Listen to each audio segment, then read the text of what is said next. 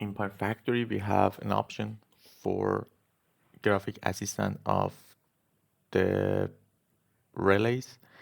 So for seeing that, if you open a transmission system example, here we have a lot of distance relay. Okay, so here we can see we have a lot of bus bars, a lot of lines. If you right click in one of the lines, for example here, device, relay, and show, you can see we have some relays here. So we can see we have the distance relay here. So if you just open the distance relay, double click here, then you can see the setting for this distance relay. So for this distance relay for this line, and here you can see that here we have the which kind of distance function we have.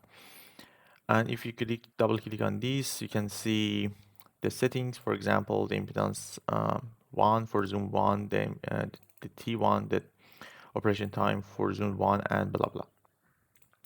So here you can see we have a lot of distance relay. For example, here also we have distance relay, other also we have distance relay, and see how distance relay working together is real hard in this window. So if you click on this toolbox, here we have protection and arc flash analysis. Here we have an option, protection graphic assistant. If you click on that, here we can have some create rich coloring. And here also we have more options here. For example, here we have this window for output of the protection settings.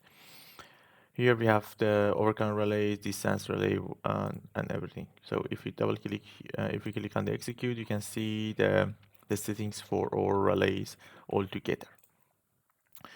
The second option is protection graphic assistant. If you click on that here, you can select the protection device that you want to see on the graphically on this window. So if you click on select and then click, so here you have a lot of OC is overcurrent relay. This is distance relay. And if you click, for example, on this one, click OK and click execute. So here you can see the zoom 1, this is the relay that we have. This is zoom 1 up to here, and this green one is zoom 2, so we don't have more zooms. If we click again on this one, this will disappear. Here also you can select, for example,